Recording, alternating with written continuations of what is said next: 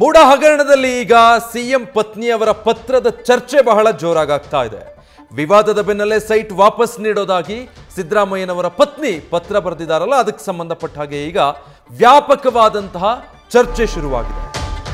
14 ಸೈಟ್ಗಳನ್ನು ಮೂಡಾಗೆ ವಾಪಸ್ ನೀಡೋದಾಗಿ ಸಿದ್ದರಾಮಯ್ಯನವರ ಪತ್ನಿ ಮೂಡಾಗೆ ಪತ್ರ ಬರೆದಿದ್ದಾರೆ. ಇದರ ಬಗ್ಗೆ ಬಹಳ ದೊಡ್ಡ ಚರ್ಚೆ ಆಗ್ತಾ ಇದೆ. ನನ್ನ ಆತ್ಮಸಾಕ್ಷಿಯ ಕರೆಗೆ ಓಗೊಟ್ಟು ಈ ನಿರ್ಧಾರವನ್ನು ಕೈಗೊಂಡಿದ್ದೀನಿ ಅಂತ ಪತ್ರದಲ್ಲಿ ಹೇಳಿದ್ದಾರೆ. ಈ ನಿವೇಶನಗಳು ನನಗೆ ತೃಣಕ್ಕೆ ಸಮ ಅಂತ ಪಾರ್ವತಿ ಅವರು ಈ ಪತ್ರದಲ್ಲಿ ಉಲ್ಲೇಖ ಮಾಡಿದ್ದಾರೆ.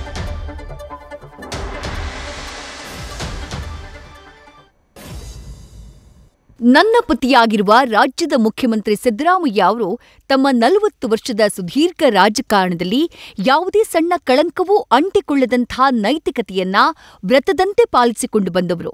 ರಾಜಕೀಯ ಸೇರಿದಂತೆ ಸಾರ್ವಜನಿಕ ಜೀವನದಲ್ಲಿ ಕಾಣಿಸಿಕೊಂಡು ಅವರಿಗೆ ಮುಜುಗರ ಉಂಟು ಮಾಡಬಾರದು ಎಂಬ ನಿರ್ಧಾರಕ್ಕೆ ಬದ್ಧಳಾಗಿ ಬದುಕಿದವಳು ನಾನು. ನಾನಿಂದು ಮನೆ, ಆಸ್ತಿ, ಚಿನ್ನ, ಸಂಪತ್ತನ್ನ ಬಯಸಿದವಳಲ್ಲ. ಯಾವುದೇ ಕಾರಣಕ್ಕೂ ನನ್ನಿಂದ ಅವರ ರಾಜಕೀಯ ಜೀವನಕ್ಕೆ ಒಂದ್ ಸಣ್ಣ ಹನಿಯಷ್ಟೂ ಕಳಂಕ ತಟ್ಟಬಾರದು ಅಂಥೇಳಿ ಎಚ್ಚರಿಕೆಯಿಂದ ನಡ್ಕೊಂಡವಳು. ನನ್ನ ಪತಿಗೆ ರಾಜ್ಯದ ಜನತೆ ಹರಿಸುತ್ತಾ ಬಂದ ಪ್ರೀತಿ ಅಭಿಮಾನಗಳನ್ನ ದೂರದಿಂದಲೇ ಕಂಡು ಸಂತೋಷ ಮತ್ತು ಹೆಮ್ಮೆ ಪಟ್ಟವಳು. ಹೇಗಿದ್ರೂ ಮೈಸೂರಿನ ಮುಡಾ ನಿವೇಶನಕ್ಕೆ ಸಂಬಂಧಿಸಿದಂತೆ ಕೇಳಿ ಬಂದ ಆರೋಪಗಳಿಂದ ನಾನು ಘಾಸಿಗೊಂಡಿದ್ದೀನಿ.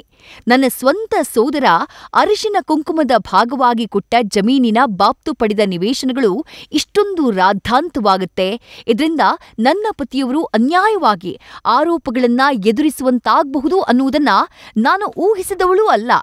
ನನಗೆ ಈ ನಿವೇಶನ, ಮನೆ, ಆಸ್ತಿ, ಸಂಪತ್ತು ಯಾವುದೂ ಕೂಡ ನನ್ನ ಪತಿಯ ಗೌರವ, ಘನತೆ, ಮರ್ಯಾದೆ ಮತ್ತು ನೆಮ್ಮದಿಗಿಂತ ದೊಡ್ಡದಲ್ಲ.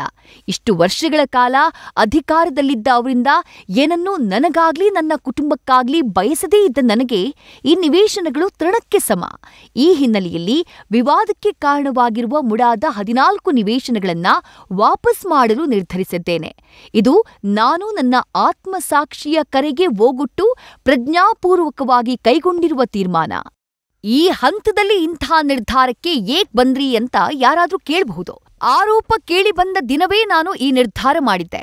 ಆದರೆ ಈ ಮುಡಾ ನಿವೇಶನ ಹಂಚಿಕೆಯ ಆರೋಪವನ್ನ ರಾಜಕೀಯ ದುರುದ್ದೇಶದಿಂದ ಮಾಡಲಾಗಿದ್ದು, ಈ ಅನ್ಯಾಯದ ವಿರುದ್ಧ ಹೋರಾಡಬೇಕು, ಅವರ ಸಂಚಿಗೆ ನಾವು ಬಲಿಯಾಗಬಾರ್ದು ಅಂತ ಕೆಲ ಹಿತೈಷಿಗಳು ಹೇಳಿದ ಕಾರಣಕ್ಕೆ ನಿವೇಶನ ವಾಪಸ್ ಮಾಡಬೇಕು ಅನ್ನುವ ನಿರ್ಧಾರವನ್ನ ಕೈಬಿಟ್ಟಿದ್ದೆ. ನನ್ನ ಈ ನಿರ್ಧಾರ ಅಚಲವಾಗಿದ್ದು, ಈ ನಿವೇಶನಗಳನ್ನ ವಾಪಸ್ ನೀಡೋದ್ರ ಜೊತೆಗೆ ಮುಡಾಗೆ ಸಂಬಂಧಿಸಿದ ಎಲ್ಲ ಆರೋಪಗಳ ಬಗ್ಗೆ ಸಮಗ್ರ ತನಿಖೆ ಮಾಡಬೇಕು ಅಂತ ಆಗ್ರಹಿಸ್ತೀನಿ.